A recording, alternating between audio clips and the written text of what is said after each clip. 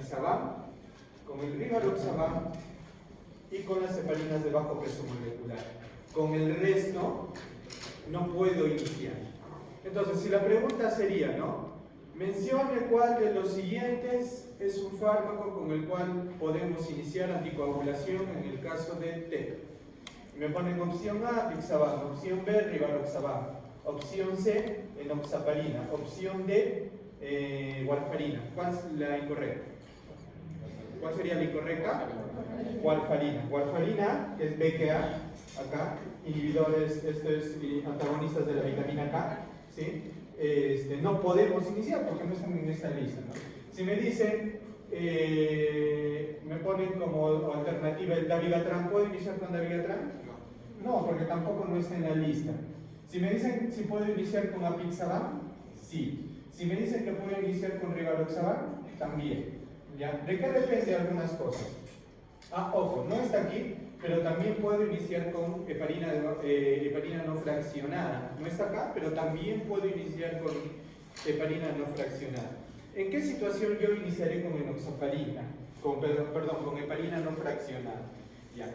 La situación será, que más adelante lo vamos a ver, solo anótenlo. Por ejemplo, un paciente que tenga riesgo, una embolia pulmonar con riesgo moderado, en el cual yo tengo que iniciar con droga, con medicamentos parenterales, no puedo iniciar con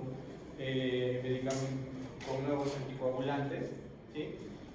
Y que, por ejemplo, el paciente tenga falla renal en estadio clínico 5. En ese caso está contraindicado el uso de heparina de bajo peso molecular. Tendré que utilizar ¿qué? Heparina. ¿Cuál es la dosis de heparina? Ya sea para trombosis venosa profunda o para embolismo pulmonar, es un bolo de 80 unidades por kilo seguido de una infusión de 18 unidades por kilo por hora, ¿ya? Por viento venoso, ¿sí? No por subcutáneo o por viento venoso, ¿ya? 80 unidades en bolo y luego le continúo una infusión de 18 unidades kilo hora para mantener un rango de TPTA, que es oscilante, muy variable entre 80 y 110, ¿sí? Para mantener un rango de TPTA, obviamente, si ese TPTA está menos de 70, le tengo que aumentar la dosis, ¿sí? Ya no le daré 18, le daré 20, por ejemplo, ¿no? Pero si, por ejemplo, está en 130, le tengo que reducir la dosis, ya no le daré 18, le daré 16, y así voy ajustando mi terapia hasta alcanzar mi rango terapéutico. ¿Estamos claros ahí? ¿Sí? Entonces miren con lo que podemos empezar, ¿ya? ¿Ven esta dosis? 10 miligramos cada 12 horas por 7 días. Esta es una dosis doble. Normalmente esta no es la dosis. La dosis habitual es esta de aquí, 5 cada 12. Aquí, miren, duplico dosis. ¿Por cuántos días? Por 7 días, ¿sí? Y de ahí lo paso a la dosis habitual, ¿sí? El rivaroxaban, que es otro con el cual yo puedo iniciar, le voy a dar 15 miligramos cada 12 horas, pero no por 7, sino por 21 días. Y luego lo paso a rivaroxaban 20 miligramos al día, ¿sí? Ahora, la heparinas de bajo peso molecular, la enoxaparina, ¿cuál es la dosis? 1 miligramo por kilo, ¿sí? 1 miligramo por kilo cada 12 horas por vía subcutánea, ¿sí? 1 miligramo por kilo cada 12 horas por vía subcutánea, ¿ya? Está bien, lo doy de 5 a 10 días y de ahí, de esos 5 a 10 días iniciales, lo cambio a cualquier otro. Lo puedo cambiar a enoxaban, lo puedo cambiar a dabigatran, lo puedo cambiar a apixaban, lo puedo cambiar a rivaroxaban o lo puedo cambiar a warfarina, ¿sí? Cualquiera, o sea, de acá no está como acá en la flecha, de acá me puedo ir acá, me puedo ir acá, me puedo ir acá, la que yo quiera. Puedo utilizar cualquiera de los que son por vía oral, ya sea los NACOS o ya sea la warfarina, ¿sí? ¿Los NACOS con qué controlo? ¿Con qué rango tengo que alcanzar? Ninguno. No requieren control alguno, no tengo que medir nada. Pero con warfarina sí que tengo que medir el INR, ¿sí? Y el INR tiene que estar en el rango entre 2 y 3. Muy bien. Entonces, ¿se entendió esa figura? ¿Ya? Ese es el tratamiento. Entonces, ya les expliqué, ¿no? En qué caso se da tratamiento, ya vimos, ¿no? En qué caso se da tratamiento para una trombosis venosa profunda. Eso ya lo vimos, ¿no es cierto? Ya. Entonces, ¿cuál es el tratamiento? La pregunta sería, ¿se tromboliza los pacientes con trombosis venosa profunda?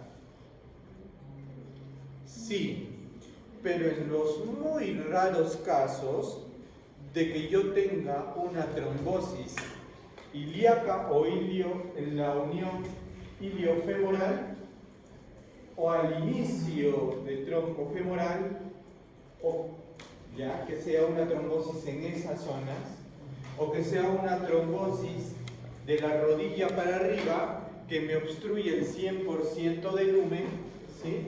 O un paciente en el cual haga inestabilidad hemodinámica, pero que la inestabilidad, yo estoy 100% seguro que se deba a la trombosis. Solo en esos casos estará indicado la trombólisis. ¿Y con qué se puede trombolizar? Con alteplase o con tecneplase. El que tenemos, digamos, el que usamos más en nuestro medio es el alteplase, que lo utilizamos a una dosis promedio de 100 miligramos, ¿sí? 100 miligramos, el cual lo pasamos en 1 a 2 horas, ¿sí? Entonces, habitualmente yo no necesito trombolizar. El tratamiento se da solamente con anticoagulación, ¿ya? Hasta ahí. Ya luego vamos a ir, a medida que vamos avanzando, les voy a hacer unos paralelismos, ¿ya? Entre una y otra cosa. La embolia pulmonar, chicos, es una complicación. No es más que una complicación ¿de qué? De una trombosis venosa profunda, ¿no? Se rompe, ese trombo se rompe, viaja por la circulación, ¿no? Estamos en vena, las venas ¿dónde drenan? Por la vena cava superior, drenan en la aurícula derecha viaja al ventrículo derecho, el ventrículo derecho sale por la arteria pulmonar hacia el pulmón, ¿sí? Y como se va ramificando, se va haciendo cada vez más pequeño el espacio arterial, llega un punto donde se tapa, ¿no? Se tapa la arteria y pues la arteria se tapa, claro, y me da este infarto pulmonar, ¿no? Que es en sí un infarto pulmonar porque no está llegando sangre arterial al pulmón. Entonces,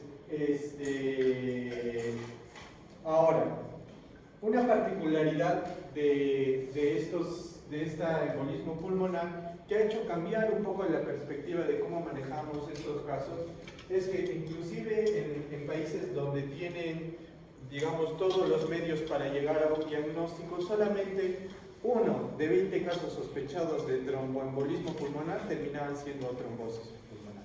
O sea, imagínense, es muy bajo, ¿no? O sea, los médicos ya inclusive muy experimentados, solo de 20 casos que decimos, o sea, ni siquiera ustedes, de todos ustedes me dan síntomas de trombosis pulmonar, solo 1 va a tener. Para que vean lo no raro, sino lo fácilmente confundible que es. Entonces, está cambiando el paradigma. Esta es una enfermedad en la cual, en vez de que nosotros trabajemos de buscar el diagnóstico, adivinen en qué trabajamos. Trabajamos en tratar de descartarlo. Hemos cambiado esa política. Ya no es que yo voy a buscar diagnosticar, sino ahora yo busco descartar. Eso hemos hecho ahora en tromboembolismo pulmonar, se está haciendo eso.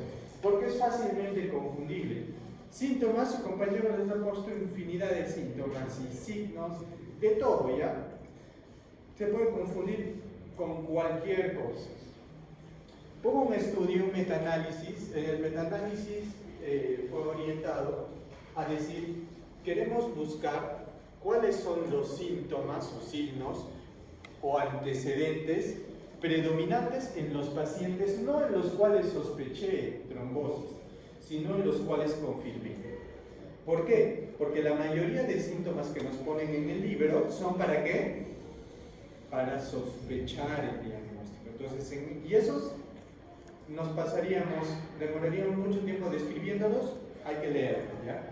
Entonces se hizo el estudio para decir, ya, no trabajemos en los sospechosos, sino en los confirmados, y hagamos una regresión de a ver qué síntomas tuvieron en un inicio para ver cuáles son los más frecuentes. ¿Y cuáles son los más frecuentes? Disney. ¿Ya? ¿Cuál es el más frecuente? El antecedente de inmovilización del paciente. ¿Sí? Otro frecuente, el antecedente de una neoplasia maligna. El antecedente de una neoplasia maligna. Otro, la hemoptisis. La hemoptisis. Otro, el síncope. ¿Ya? Y finalmente, el antecedente de un tromboembolismo previo o el antecedente de una trombosis venosa profunda en el momento. Esos fueron, de acuerdo a ese metaanálisis, los signos más, digamos, frecuentes que tenían los pacientes que efectivamente eran, ¿ya? O también los antecedentes. Pero aparte también hay que ver que los pacientes muchas veces vienen con dolor torácico, ¿sí? Es un paciente que de un momento al otro dicen que le vino un dolor en el pecho, ¿no? Dolor muy fuerte en el pecho, que algunos, si es que es en el lado izquierdo, lo confunden con un infarto. Un dolor muy fuerte en el pecho, vienen taquicárdicos, vienen sudorosos, sienten dificultad para respirar, les dicen, no siento que, el paciente dice, cuando respiro, siento que no entrara la suficiente cantidad de aire. Eso es algo que también lo reporta ese metaanálisis, y es también en la experiencia, es que los pacientes dicen, no, doctor, respiro y no me entra aire. Y lo raro, ¿saben qué es? Que cuando ustedes lo saturan está normal. ¿Por qué pasa eso? Porque a veces son infartos pequeños y el resto de pulmón te da para suplir, ¿no? Pero el paciente hace más esfuerzo inspiratorio, ¿sí? Porque inicialmente esa saturación cae, el organismo echa a andar mecanismos de compensación que implica que ese paciente trate de jalar más oxígeno. ¿Para qué? Para empezar a ventilar las áreas que normalmente no tenemos ventiladas, ¿sí? Nuestro espacio muerto compensa, pero eso es en un inicio. Si ese infarto se va haciendo más severo, pues luego ese paciente ya empieza a desfallecer, ¿no? Pero tienen eso sí, ¿sí? Entonces, en el orden de nosotros hacer, no el diagnóstico, sino el descarte, ¿qué es lo que dicen que debemos aplicar? Y eso es un poco curioso, porque en realidad yo no sé cómo explicarles esto, pero es lo que dice la guía. Dice, si tú tienes el 15% de sospecha de menos del 15% de seguridad de que sea el diagnóstico, o tienes más del 15% de seguridad de que sea el diagnóstico. O sea, tú como médico, con lo que tú evalúas, no con ninguna escala ni ningún score, sino tú como médico, ¿sí? Si tú, digamos que con ese porcentaje, ¿sí? Con ese porcentaje de que no crees que sea, o sea, tienes un 85% de seguridad que no es, o sea, tú dices, ya, mi paciente viene con síntomas, ya, pero a mí me parece que no es. Tengo la seguridad de que no es. ¿Qué te recomiendo hacer? Que utilices el PERT. PERT es una serie, chequenlo en internet, ¿ya? El PERT es una serie de condiciones las cuales, si el paciente no cumple ninguna, o sea, no cumple ninguna de las PERT, automáticamente ya puede salir, ¿no? Por ejemplo, les voy a decir cuáles son PERT. Edad mayor de 50, frecuencia cardíaca más de 100, saturación menos de 95, que tenga hinchazón de una pierna, hemoptisis, cirugía o trauma dentro de las 4 semanas, usos de hormonas o embolismo pulmonar PRC, ¿ya? Si tiene una de ellas, o sea, mejor dicho, si no tiene ninguna, es cero. Si tu PERT es cero, ¿tú qué dices? No vale la pena hacer ningún estudio. Este paciente no es, ¿sí? No es. ¿Ya? Pero ahora, si tú tienes la sospecha de que sí pueda ser, tú tienes una sospecha, tú dices, no, sí me parece que pueda ser. Sí me parece que pueda ser, esto está medio raro, no estoy muy seguro. Entonces, le hago escalas. Si no estoy, le hago escalas. Si a mí me parece, sí, le hago escalas. O, aunque sea uno de esos PERC, ya que eso lo van a chequear en casa, uno de esos PERC me sale positivo, aunque sea uno, ¿eh? Basta que uno, automáticamente ese paciente, ¿a dónde se tiene que ir? A que yo le aplique escalas, pronósticos, ¿sí? A que yo le aplique escalas. Entonces, luego del PERC, si el PERC me sale positivo o mi sospecha clínica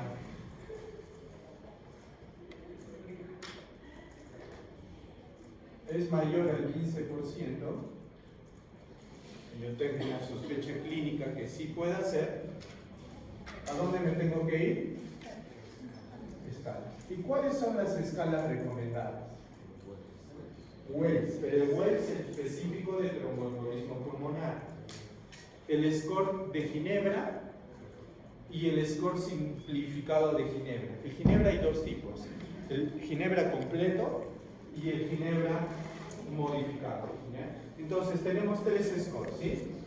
Tengo el score de Wells, el score de Ginebra y el score de Ginebra simplificado, ¿sí?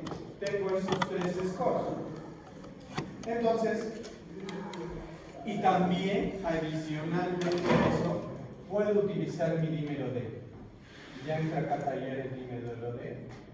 Pero el dímero D asociado a otra escala que se llama Yerkes.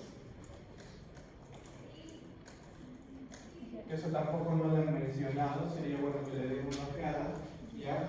El Yerkes es igual que el PERC, como años en inglés. El Yerkes me dice tres cosas simplemente. El Yerkes me dice, el primero, que tu diagnóstico más probable de todos los diagnósticos diferenciales sea embolismo pulmonar. Ese es tu caballo ganador, ¿no? Embolismo pulmonar. El otro, que tu paciente tenga hemotisis. Y el otro, que tu paciente tenga signos de trombosis venosa profunda. ¿Ya? Ojo, quedémonos ahí. Yerkes evalúa esas tres cosas, ¿sí? Tres cositas evalúa. Ahora, ¿qué pasa? Si tu score de Wells te sale menor o igual a 4, o tu score de Ginebra te sale menos de 10, o tu score de Ginebra modificado, digamos simplificado, te sale menos de 4, ¿sí? O tu dímero D te sale menos de 500 con Yerkes negativo o menos de 1000 con Yerkes positivo. Esto es a lo que yo tengo que buscar. Eso es lo que yo tengo que buscar. ¿Sí? Tengo que buscar ¿qué? Que mi score de Wells me salga menos de 4, menor o igual a 4. El Ginebra menos de 10 y el Ginebra simplificado menos de 4. O el dímero de menos de 500 en el caso de un Yerkes negativo que no tenga ninguno de los tres. O un dímero de menos de 1000 en el caso de presencia de algún Yerkes positivo. Les dije, ¿qué buscamos? ¿Confirmar o descartar? Entonces, si me sale alguno de estos, ¿yo qué digo? No tengo. No tengo. ¿Sí? Y si me sale positivo, angiotengo. No digo tengo, digo angiotengo. ¿Sí? Una angiografía pulmonar. ¿Sí? Angiografía de arteria pulmonar para confirmar si es que hay o no hay. ¿Sí? Doctor, ¿qué pasa si es gestante? ¿O qué pasa si tiene falla renal? Por tanto, gestante no la puedo irradiar, ¿no? Y si tiene falla renal no le puedo dar constelación. ¿Qué alternativa tengo? angioresonancia. Pero acá me entra una alternativa entre ambas. ¿Por qué entra esta alternativa? Porque es más barata. ¿Cuál es? La gammagrafía de ventilación-perfusión. La gammagrafía de ventilación-perfusión, o como es más conocida como, así tiene este nombre, SPECT. El SPECT. Que es un estudio de ventilación-perfusión, porque obviamente ese pulmón, ¿cómo estará? ¿Estará bien perfundido? ¿Estará bien perfundido?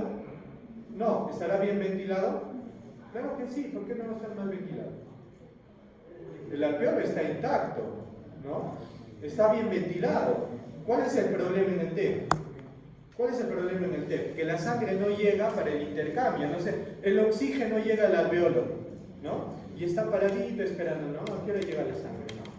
Y está ahí, no llega la sangre, ¿no? Y se queda ahí el oxígeno esperando, ¿no? La sangre que nunca llega. ¿Está bien ventilado ese pulmón? Está muy bien ventilado. Lo que pasa es que está mal perfundido. Entonces, este SPECT detecta eso. Detecta qué áreas del pulmón están ventiladas y qué áreas no están perfundidas, y ahí automáticamente yo digo, ¿qué condición me puede dar? Que ventile bien pero perfunda mal, TEP, y ya tengo el diagnóstico. Entonces, yo haré que angioTEP, si no puedo hacer angioTEP, SPECT, y si, por ejemplo, como en los hospitales MINSA y Salud no tenemos SPECT, nos vamos a ¿dónde? A la angioresonancia. ¿Sí? ¿Por qué se prefiere SPECT? Porque es más barato que una angioresonancia, pero no es lo que tenemos. Entonces, ya está. ¿Se entendió? Entonces, miren cómo vamos avanzando, ¿no? Si mi sospecha clínica es menos de 15% el que hago, o sea, yo tengo menos de 15% de certeza de que sé. ¿Ya? Por eso es lo que les dije, a mí me parece raro leer, y he revisado en varios libros sin ninguno, en varios artículos sin ninguno especifica qué es eso, ¿no? Y la mayoría de libros que dice que ese porcentaje va a variar de región a región y de médico a médico. Entonces, pues ustedes dirán, doctor, yo tengo cero experiencia, ¿no? Yo ni siquiera sé qué es eso. Entonces, no tienes certezas, entonces ¿a dónde te vas? A escalas de frente, no te vas a correr el riesgo de descartar algo, ¿no? Quizás yo tengo un poquitito más de experiencia que ustedes, entonces yo si veo un paciente, yo sí podría decirle, no, este paciente no tiene. Entonces, no por gusto vamos a hacer tanta cosa, perdemos tiempo, ¿no? Lo despacho rápido a su casa, ¿no? Viene una paciente, no, me duele el pecho, siento que no puedo respirar, y le digo, ¿y qué tal? ¿Cómo estás? Y me dice, bien, ¿cómo está tu pucha pesado? Ahí ya toma esto y vete a tu casa, ¿ya? No, nada más, porque más o menos lo manejo, pero ustedes no van a hacer eso, ¿no? De repente lo mandan a la casa, llega a las 4 horas en paro, ¿no? El paciente, ¿ya? Entonces, mejor nos vamos le aplicaré mis escalas y de acuerdo al riesgo yo ya puedo decir si sí o decir si no. ¿Qué es algo básicamente que hacíamos en tromboembolismo pulmonar? ¿Se acuerdan qué hacíamos en tromboembolismo pulmonar? Aplicábamos cuando ya tenía mi clínica, ¿qué aplicaba? Mi score de Wells, ¿no? Si mi score de Wells me salía riesgo bajo o moderado, ¿qué pedía? Dímero D, ¿no es cierto? Si el dímero D me salía negativo, ¿qué hacía? Lo mandaba a la casa. Si el dímero D me salía positivo, ¿a dónde lo mandaba? A Doppler. Si el score de Wells me salía riesgo alto, ¿cuánto es riesgo alto en el score de Wells? ¿Más de? No, riesgo alto en Wells, no en este Wells, en el Wells de trombosis venosa profunda. Es más de 3 a más. ¿Ya? Chicos, no se van a confundir, ¿eh? Hay un Wells que, miren, es diferente el Wells pulmonar del Wells de trombosis. El Wells de trombosis es 0, leve, moderado 1, 2 y severo de 3 a más. En cambio, en el Wells pulmonar es diferente, ¿sí? ¿Ya? Entonces, si me salía alto riesgo, ¿qué hacía? De frente a ecodoppler. Con ecodoppler confirmaba y con la confirmación luego lo volví a estratificar, si era leve, moderado, severo, ¿no? Y le iniciaba anticoagulación, ¿sí? Nada más. ¿Y qué dosis? La que ya hemos visto. Entonces hasta aquí llegué, ¿sí? 3 o más. A ver. Claro, más de 2, o sea, a partir de 3. Como te dije, o sea, como les digo, 0, por eso menos de un punto, 0 es baja. 1 o 2, hay medio. Y 3, alta. Está bien, sino que es el símbolo nomás. Lo más fácil de aprender, 0, leve. 1, 2, moderado. 3 o más, severo. ¿Ya? Eso para trombosis venosa. Ya, entonces, ¿en qué situación, en qué parte estoy? Ya confirmé, ya tengo mi diagnóstico, ¿sí? La angiotem me dice que hay una obstrucción, hay un trombo a nivel de la arteria pulmonar derecha, digamos, que me obstruye el 70% de la luz. Es una trombosis. ¿Cuál es el tratamiento? ¿Qué del tratamiento doy?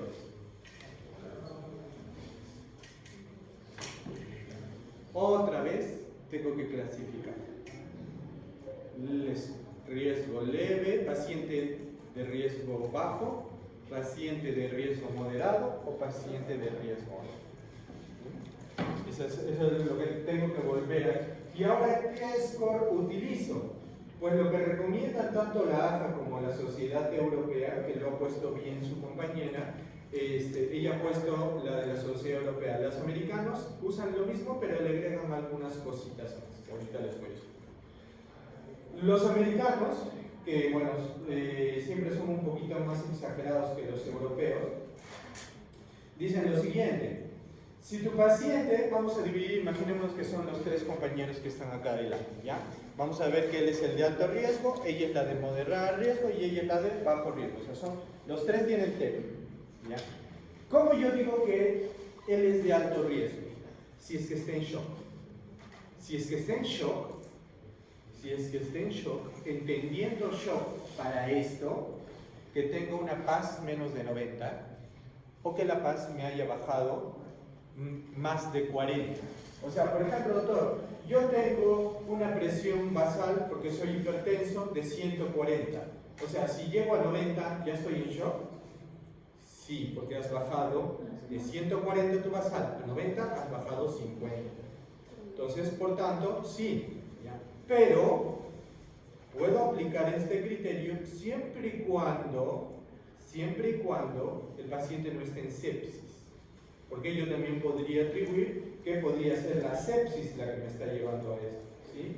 ¿Qué más? No puedo, tengo que haber descartado que mi paciente tenga, salud, arritmia. Tengo que descartar que él tenga arritmia y tengo que descartar que no esté en shock hipovolémico, ¿no? O sea, que no haya tenido sangrado, hemorragia, diarrea muy profusa, algo que lo pueda haber motivado una hipovolemia. Entonces, si descarto eso, yo digo, sí, me está haciendo un shock, ¿por qué? Por la trombosis. ¿Qué más? Que tenga asociado un infarto agudo de miocardio. Que venga también asociado un infarto agudo de miocardio. ¿Sí? ¿Qué más? Que tenga falla orgánica. ¿Se acuerdan de la falla orgánica? ¿Cómo evalúa la falla orgánica? ¿Con qué score? Con el score de SOFA. SOFA. ¿Por qué? ¿Por qué no Marshall? Porque el score de Marshall modificado utilizó 3 parámetros de SOFA y los adaptó a qué patología? A pancreatitis. ¿Sí? ¿Para qué? Para que los criterios de Atlanta tuvieran sentido. Porque Atlanta no tendría sentido sin Marshall, ¿no? Y Marshall no fue original, sino dijo, ¿de dónde saco? Agarró SOFA y dijo, bueno, pues los voy a adaptar un poquito y adaptarlo a mis pacientes con pancreatitis, ¿ya? Entonces, ¿de dónde veo la falla orgánica? De SOFA. Entonces, valoré si el paciente tiene falla orgánica, ¿sí? O si tiene, bueno, lo que ya les dije, ¿no? La hipotensión, que es lo que les acabo de mencionar, la PAS menor de 90 o una disminución de la PAS mayor de 40, ¿sí? Él es un riesgo alto. Su compañera es riesgo moderado. ¿Qué quiere decir? Que no tiene nada de él, pero que tiene signos de congestión cardíaca derecho. Signos de congestión cardíaca derecho, o sea, signos de... ¿Y por qué habla congestión, chicos, derecho? A ver, entendámoslos. sentido común. Si hay un tap, todo funciona como unas cañerías, ¿no? Su compañera lo expuso bien bonito. Si yo aprieto la válvula, yo espero que ¿qué? Si aprieto el globo, espero que la sangre salga por el tubo. Pero si el tubo tiene un tapón, ¿qué va a pasar? No voy a poder apretar, ¿no? Porque hay algo que me obstruye. Entonces, esa que no puedo apretar, ¿qué se llama? Hipertensión pulmonar. O sea, va a aumentar la carga en el ventrículo derecho. ¿Y cómo lo puedo detectar eso? Con ecocardiografía. Con ecocardiografía. Entonces, que yo en un ecocardio transtorácico, no es necesario hacer un ecocardio transesofágico, en un ecocardio transtorácico yo encuentre signos de congestión derecha. Chicos, el electrocardiograma me dará signos de congestión derecha, ¿creen ustedes?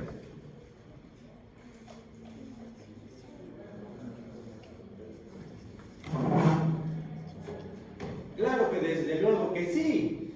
El electrocardiograma, de hecho el electrocardiograma en muy pocos porcentajes, con muy baja sensibilidad, pero sí me puede diagnosticar un TEP. ¿Con qué? ¿Con qué signo? ¿O con qué complejo? Con el complejo de Mackin-White. El complejo de Mackin-White, así se llama, me detecta con probabilidad un TEP. ¿En qué consiste el complejo de Mackin-White? Es encontrar onda S en la derivada 1 y en la derivada 3 encontrar onda Q y una T negativa. Una T negativa y una onda Q en la derivada 3 y una S prominente en la derivada 1. Eso es muy sugestivo ¿de qué? De T. ¿Por qué? Porque es un signo indirecto de congestión del lado derecho. ¿Sí? Del lado derecho. Entonces, electrocardiográficamente yo podré encontrar signos de congestión derecha. Sí, puedo encontrar signos de congestión derecha. ¿Ya? Entonces, ella que tiene, dijimos, un ecocardio que me dice hay congestión en cámaras derechas. Le tomo un EKG y en el EKG encuentro evidencias de que hay aumento de hay este complejo de Mackin-White o algunas otras alteraciones electrocardiográficas sugerentes de congestión en el lado derecho, o que le encuentro ProBNP alto. ¿Sí saben qué es el ProBNP, no? Levante la mano quien no sabe. Ya. Hoy van a sufrir el próximo año. Los voy a hacer sufrir el próximo año, no vayan algo ahí. Mentira. Ya. ProBNP. El ProBNP me ayuda para detectar rápidamente falla cardíaca. ¿Ya? Es un buen marcador que ahora actualmente utilizamos y hay en el Perú, en el cual puedes diagnosticar falla cardíaca inclusive sin clínica. Entonces, si tú tienes un paciente en el cual, porque es diabético, digamos es tu papá o tu mamá, que es diabético, es hipertensa, no se controla y quieres ver si no está yéndose a la falla cardíaca, le puedes pedir un ProBNP y eso es un marcador temprano de que el corazón no está bombeando adecuadamente. Entonces, ¿por qué utilizamos el ProBNP en TEP? Porque ese corazón derecho no está bombeando adecuadamente por esa obstrucción. Entonces, el ProBNP me sale alto. Entonces, ustedes, por ejemplo, tú, ¿cuánto tendrás de ProBNP? Normal, doctor, porque mi corazón funciona súper bien, ¿no? Pero si estás con un TEP que te he diagnosticado y aparte un ProBNP alto, ¿qué me quiere decir? Que ya tu corazón está empezando a fallar. O también que tengas enzimas cardíacas, llámese CPK o troponinas altas. Entonces ella tiene eso. Y su compañera, dijimos que ella es leve. ¿Qué tiene? Nada. No tiene nada. ¿Está? No tiene nada de lo que tiene ni nada de lo que tiene. No tiene nada. Solamente los síntomas por los que me vino, por la disnea, por la hemoptisis que presentó y se desmayó.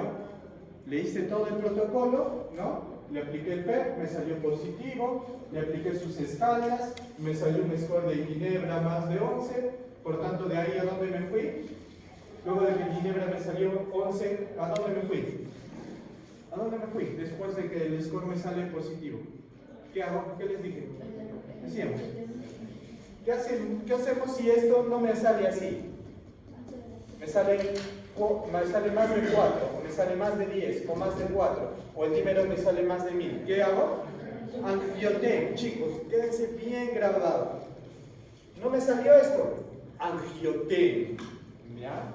Entonces le hago angioten, me sale positivo, pero no tiene nada. Entonces ella es. Y para cada uno corresponde un tratamiento diferente. ¿A él qué le hago? Me lo meto a UCI y lo trombolizo.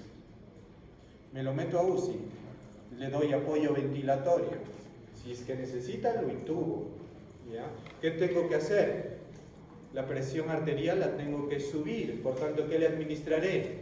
¿Le administraré volumen? Le daré un bolito, ¿no? 500. Y no, ¿qué le tengo que hacer? Dar aminas, noradrenalina, adrenalina, dopamina, dobutamina. Le tengo que dar aminas para que esa presión arterial suba, porque si no sube la presión arterial, ¿acaso solo se me está fregando el pulmón? Se me está dañando el riñón, se me está dañando el cerebro, se me está dañando el hígado, los riñones, todo el cuerpo. Tengo que hacer subir la presión y tengo que trombolizarlo rápidamente, de urgencia. El estrombólisis de urgencia. ¿Cuánto dijimos que es la dosis de alteplase, que es el más conocido? 100. Doctor, y si es por peso, 0.6 miligramos por kilo. 0.6 miligramos por kilo. Entonces, lo bueno, no, que es como que encontrar un Pokémon legendario, ¿no? Solo 5% de todos los TEPS van a ser como él, felizmente, ¿no? Ya. Entonces, ¿qué hice? Todo lo que le digo, ¿qué hago con él? ABC, ¿no es cierto? Veo la vía aérea, si me está desaturando, que es posible que me esté desaturando, le tengo que dar apoyo ventilatorio, inclusive intubación, le tengo que dar aminas para hacer subir la presión y lo trombolizo con alteplase de manera urgente. Si me llega a sobrevivir, ¿qué hago? Me voy a. Doctor, ¿en qué casos no podría trombolizar? ¿En qué casos está contraindicada la trombosis? La mayoría de protocolos coinciden en solamente tres condiciones clínicas en las cuales yo diría no. La primera de ellas, que el paciente tenga un trastorno de la coagulación.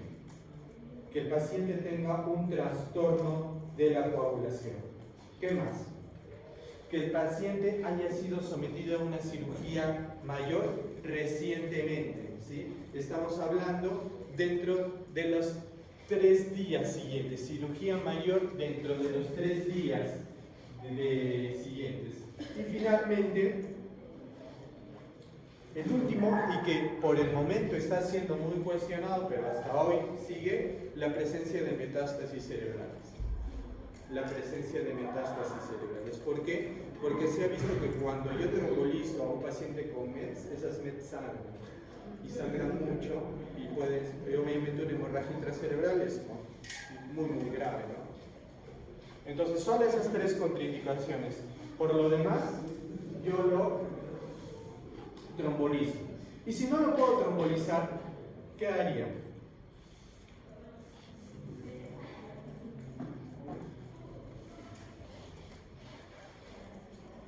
Trombectomía mecánica, ¿sí? Operación, una cirugía y de manera quirúrgica retiro el trombo, ¿sí?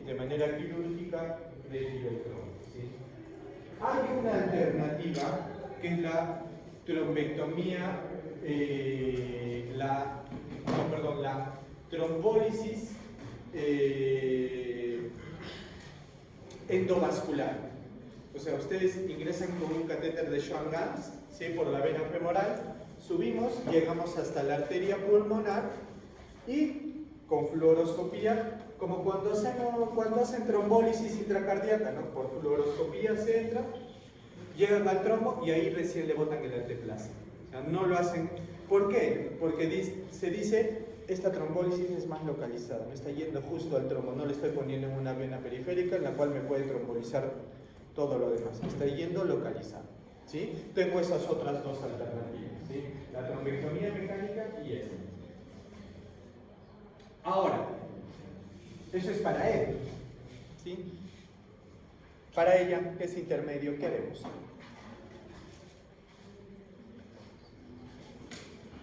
Y esto, chicos, es una discusión muy fuerte, ¿ya? El qué hacer en ellos.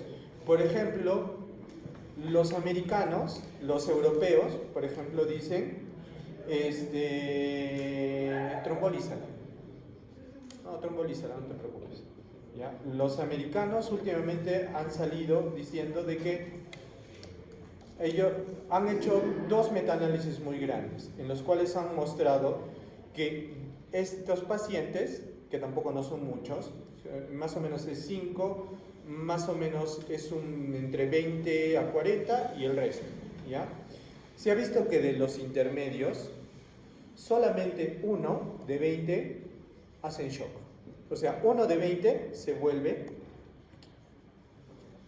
va aquí.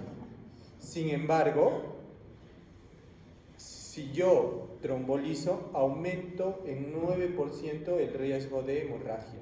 ¿Versus qué? Versus anticoagulación. Entonces, ¿qué es lo que concluye la guía americana? Anticoagúlalo y tenlo en observación por si te hace algo de severo para que lo trombolices.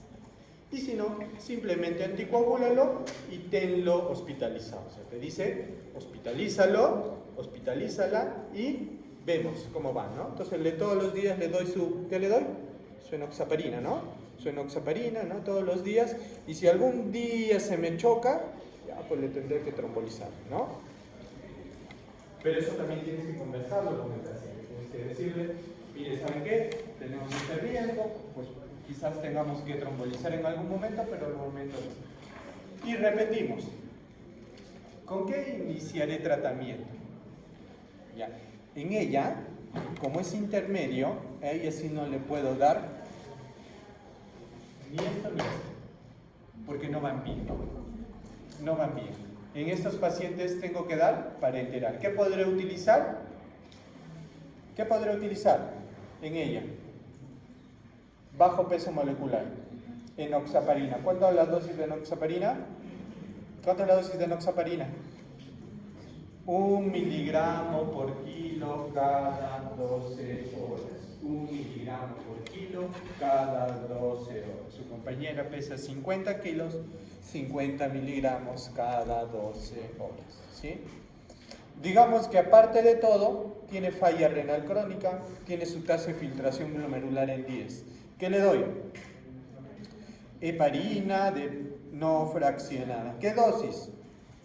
80 por 50, 4000. Le doy un bolo de 4000. Luego, ¿qué le doy? 18 por hora. 18 por 5, 5 por 8, 40, 900 unidades por hora. ¿Qué tengo que lograr? Que el TPTA llegue a rangos de coagulación.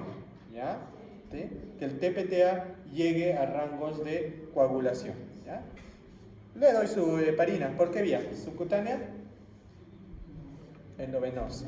Le doy su heparina endovenosa y de pronto le pido un hemograma completo de tercera generación con plaquetas y hemoglobina y me salen 50.000 sus plaquetas.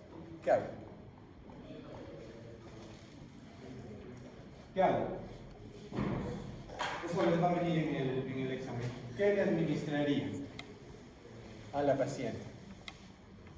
Fondaparinux. ¿Sí? ¿Qué dosis de fondaparinux? 10 miligramos subcutáneo cada 24 horas. 10 miligramos subcutáneo cada 24 horas de fondaparinux en el caso de que me haga trombocitopenia por heparinas.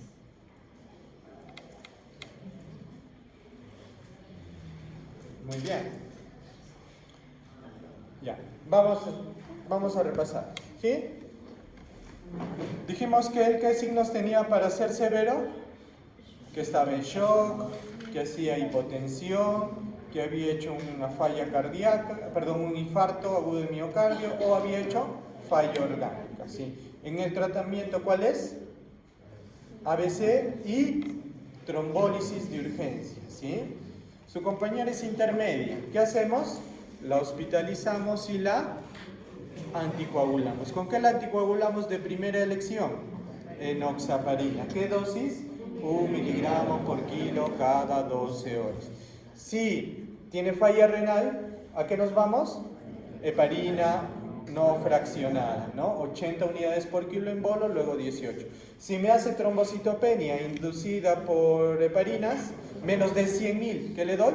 Fondaparinux. Muy bien, perfecto. Ahora, vamos con su compañera, es leve. Y acá yo tengo que tomar una decisión. ¿La hospitalizo o no?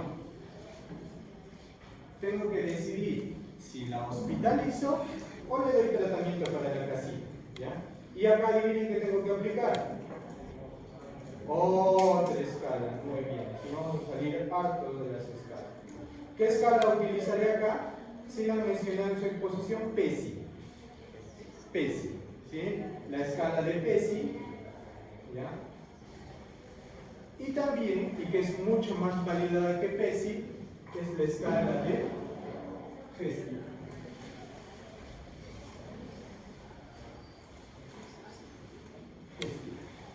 Esas dos escalas, tanto PESI como Hestia, ¿ya?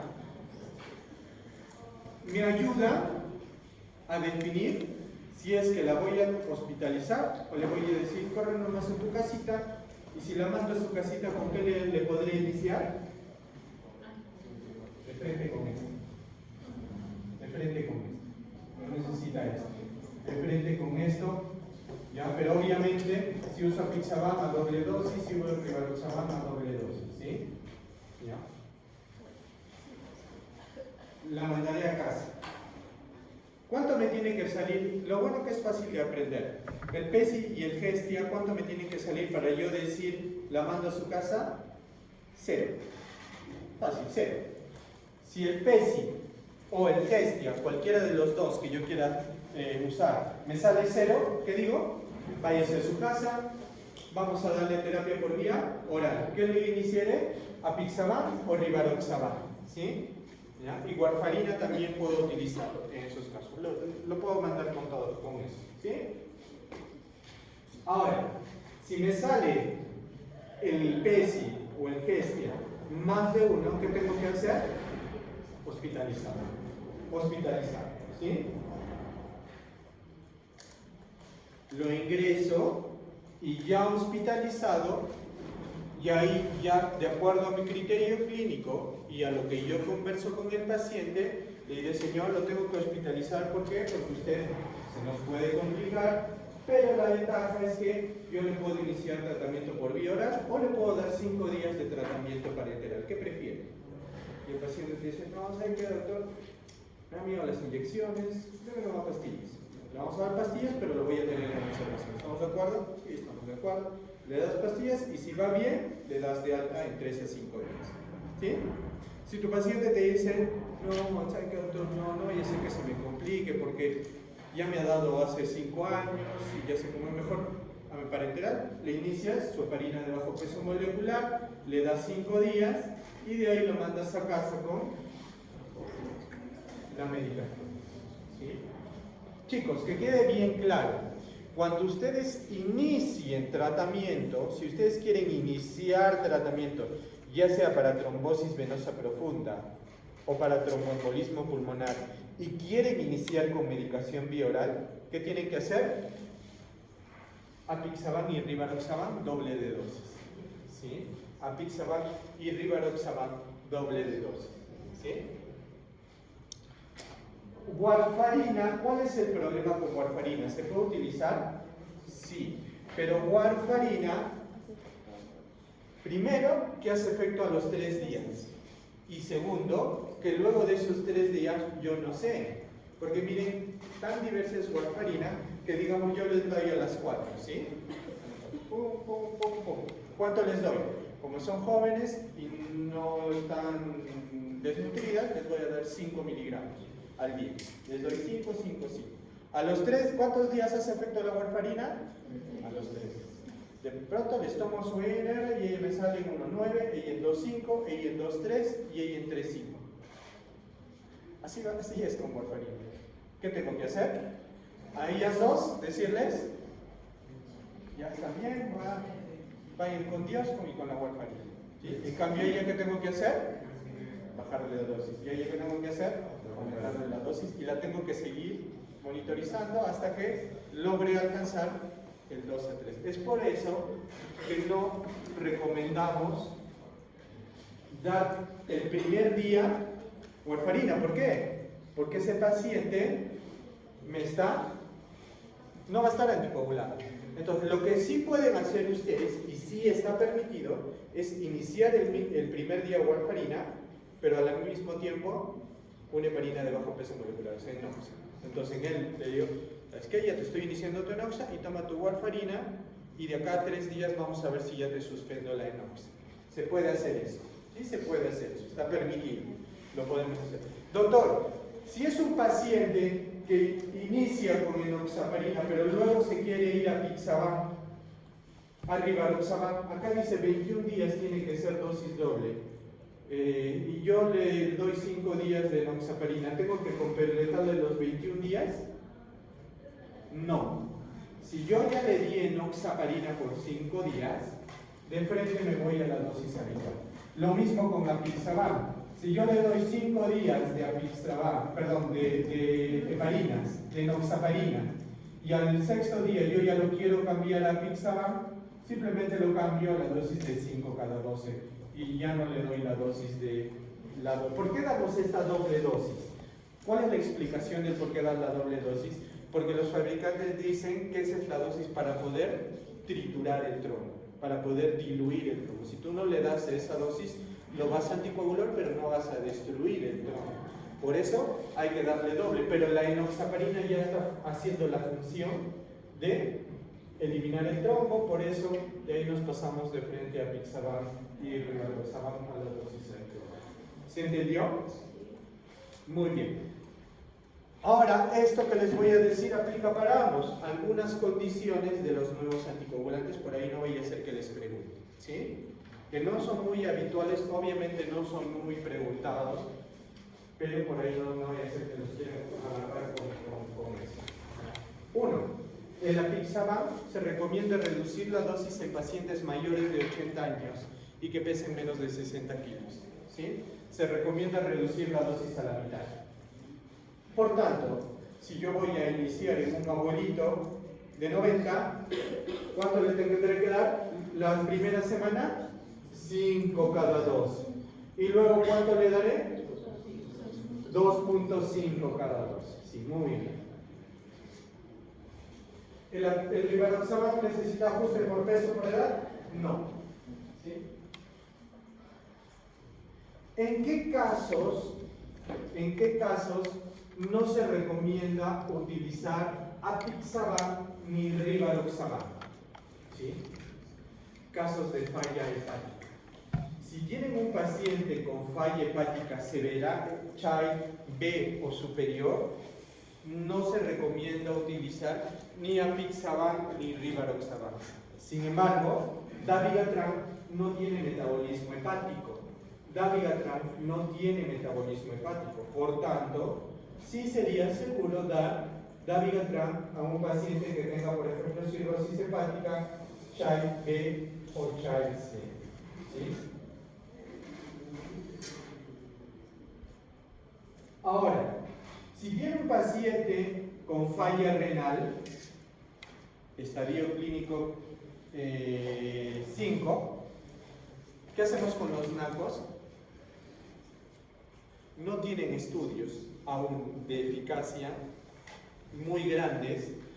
¿Cuál es el problema? Y ustedes, si de repente por ahí me pueden decir, no, yo he encontrado un estudio que sí dice que el Rivaroxaban sí se puede utilizar. ¿Cuál es el problema? Que esos estudios han sido hechos por el fabricante del producto y son estudios chiquitos.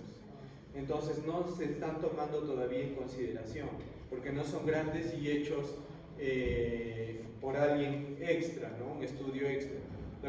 Por eso dice la mayoría de protocolos que si tu paciente tiene falla renal, te vayas a warfarina.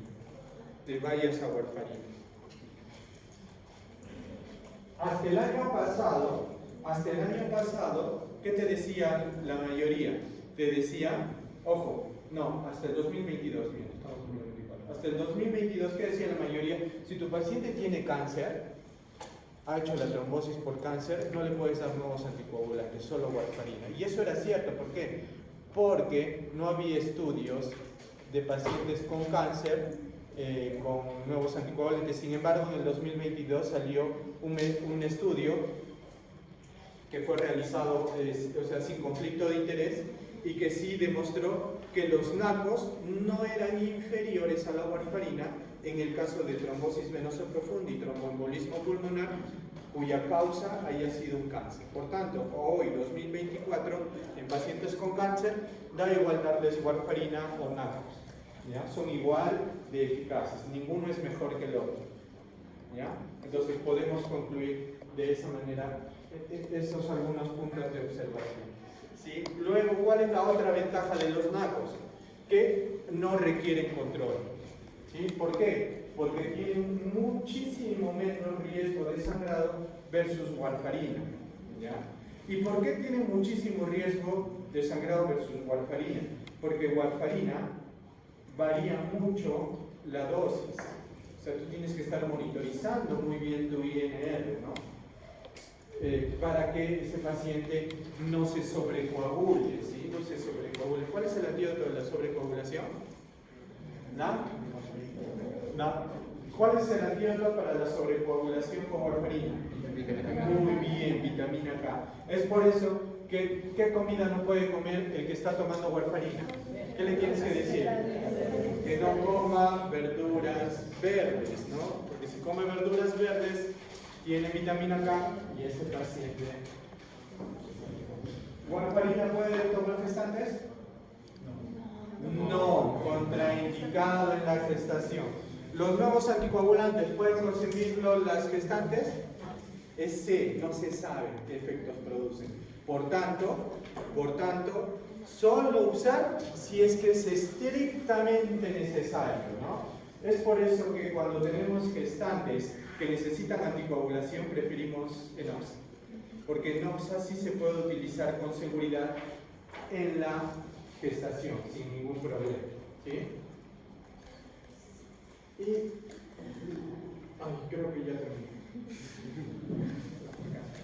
Preguntas. Complicaciones. ¿Ah?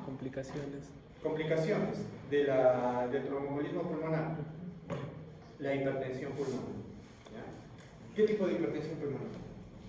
¿La 1, la 2, la 3 o la 4? ¿Tú qué has expuesto eso? Hay 5 tipos de hipertensión pulmonar, ¿ya? Entonces, chequen la cultura general, ¿no? El tipo 4 es el motivado por tromboembolismo pulmonar crónico, ¿ya? El tipo 4. Cuando esos pacientes a veces hacen trombosis tan pequeñitas, pero de manera crónica, que las íntima de las arterias pulmonares se fibrosa y provoca hipertensión pulmonar. Esa es una complicación, digamos, severa de estos cuadros, ¿sí? Otra complicación es el shock, ¿sí? Que ese paciente se te pueda chocar, ¿no? Y haga un shock secundario a esta obstrucción que ocurre a ese nivel. ¿Sí? Luego las alteraciones ventilatorias, puede haber infección asociada sobre todo cuando hay un tromboembolismo, que es rarísimo, pero hay trombos infecciosos, trombosépticos, ¿sí? Cuando hay trombosépticos, aparte de infartarse, esa zona se necrosa y se infecta, ¿ya? Y a veces hay que hacer inclusive lobectomía, ¿ya? Pero encontrar un tromboséptico es extremadamente raro. Los pocos casos que se han presentado de tromboséptico en estos casos son sobre todo en pacientes con infecciones ginecológicas, sobre todo las que se hacen en abortos clandestinos, tienen mucha incidencia de tromboembolismo pulmonar séptico y es bastante catastrófico esto cuando se da una trombosis de esas características. Las pacientes terminan en lobectomías por las necrosis que hacen, ¿sí? Muy bien. ¿Alguna pregunta más? Listo. Entonces, como han visto, la ventaja de esta fase es que son 4 temas, de los cuales 2